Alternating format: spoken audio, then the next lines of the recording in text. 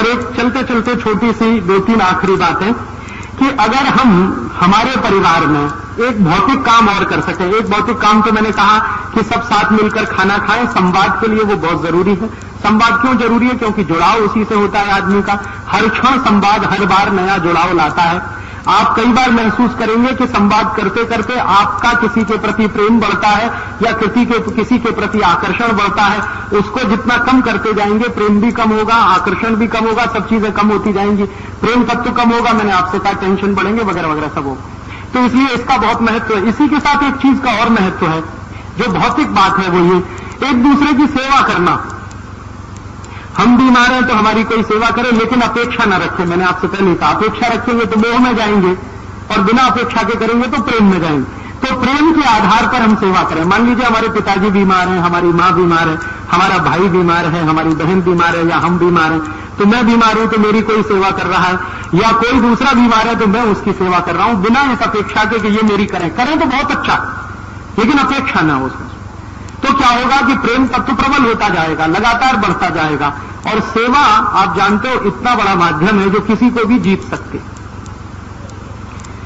आपने देखा नहीं है, ये जो ईसाई मिशनरियां हैं इन्होंने सेवा भाव से ही हिंदुस्तान के एक बहुत बड़े इलाके को जीत रखा।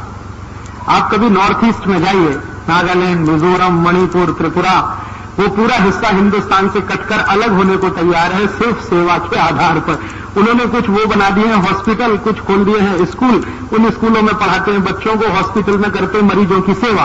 बस उसी पर नागालैंड का साधारण नागरिक कहता है जी हमें भारत में नहीं रहना, हमको तो इनके साथ रहना। और उसी की ताकत पर उन्होंने यहां तक करा लिया है कि नागालैंड की भाषा अंग्रेजी है। हिंदुस्तान में 2 ही ऐसे राज्य हैं जिनकी राज्य भाषा अंग्रेजी है, बाकी कोई राज्य नहीं। कल को वो अलग भी हो जाए तो वहां की जनता उनके साथ जाने वाली है। तो ये जो सेवा तत्व है ये हमारे यहां बहुत महत्व का है।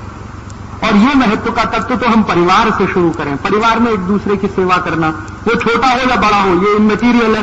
क्योंकि मैंने आपसे कहा कोई छोटा नहीं, कोई बड़ा नहीं, सब ईश्वर तत्व है, सब परमात्मा के अंश है।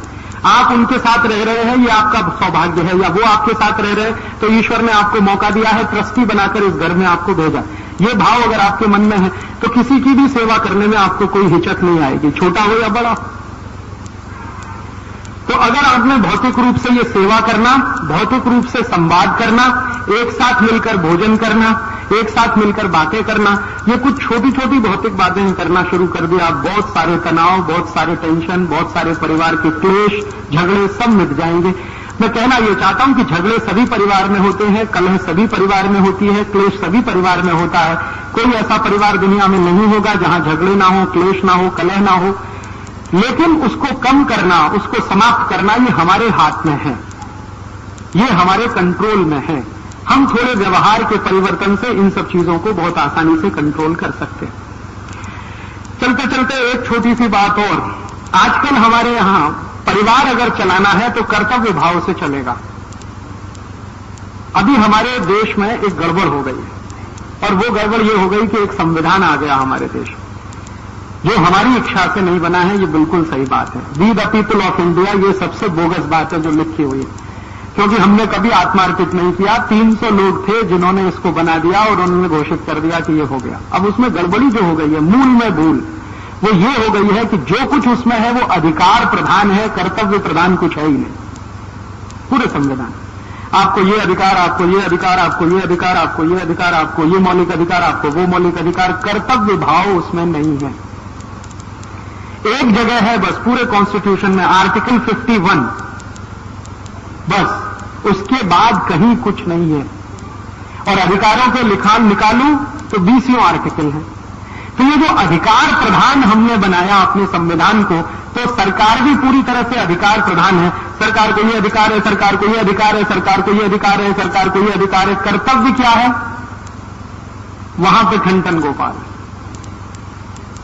तो मैं कहना यह चाहता हूं कि अपने देश का संविधान और ये जो सरकार है ना, ये बिल्कुल उल्टी दिशा में है। कारण उसका यह है कि ये सब कुछ अधिकार प्रधान व्यवस्था में है।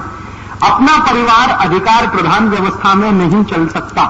परिवार चलेगा कर्तव्य प्रधान व्यवस्था से। परिवार में हम अधिकार से ज्यादा कर्तव्य की बात सोचें। मेरा ये कर्तव्य है, मेरा ये कर्तव्य है, मेरा ये कर्तव्य है, मुझे ये करना है, पति का ये कर्तव्य है, पत्नी का ये है, बेटे का ये है, बेटी का ये है, माँ का ये है, पिता का ये है, भाई का ये है, बहन का ये है। सब अपने कर्तव्य भाव से प्रेरित रहे तो परिवार बहुत अच्छे से चलता है। अगर अधिकार भाव से आपने बात करनी शुरू की तो बंटवारे होते हैं। दो भाई जो एक ही मां से पैदा हुए हैं वो क्यों बंटते हैं? चार भाई जो एक ही मां से पैदा हुए हैं, एक ही तरह का जेनेटिक मटेरियल उनके पास है, वो आपस में झगड़े क्यों करते हैं, संपत्ति का बंटवारा क्यों करते हैं? अधिकार भावना से। मेरा अधिकार इतनी संपत्ति पर, तेरा अधिकार इतनी संपत्ति पर, मेरे हिस्से में इतना, तेरे हिस्से में इतना। तो ये जो अधिकार भावना आई है ये अंग्रेजों की लाई हुई है हिंदुस्तान में। अगर अंग्रेज नहीं आते तो हिंदुस्तान के समाज में ये अधिकार भावना नहीं होती। अंग्रेजों ने लाकर ऐसे नियम कायदे कानून बनाए और ऐसा ही संविधान बनवा दिया जिसमें अधिकार अधिकार अधिकार तो हर जगह है, कर्तव्य तो कहीं है नहीं। तो मैं आपसे कहना यह चाहता हूं कि आप परिवार अगर चला रहे हो तो कर्तव्य भावना से चलाओ, अधिकार भावना से नहीं। मेरा ये कर्तव्य है, मेरा ये कर्तव्य है, पिता के प्रति बेटे का ये कर्तव्य है, बेटे के प्रति पिता का ये कर्तव्य है, पत्नी के प्रति पति का कर्तव्य है, पति के प्रति पत्नी का कर्तव्य है, वगैरह वगैरह। ये जितना भी कर्तव्य भाव से आप चलेंगे आपके परिवार में तनाव बिल्कुल नहीं होंगे। तो ये छोटी छोटी बात है, कुछ इसमें भौतिक है, स्थूल है, कुछ आत्मिक है, अंदर की है, मन की है। मन के स्तर पर थोड़ा बदलें, शरीर के स्तर पर थोड़ा बदलें तो बहुत सुंदर तरीके से आप परिवार में चल सकते हैं। प्रसन्न रहें, प्रसन्न रखना सीखें दूसरों को। ये जो प्रेम है ना वो प्रसन्नता का एक दूसरा हिस्सा है।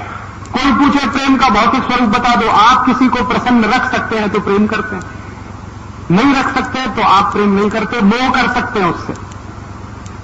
मोह से मैंने कहा स्वार्थ पैदा होगा, स्वार्थ आगे लालच तक ले जाएगा आपको और कहां ले जाके तोड़ेगा कोई नहीं जानता।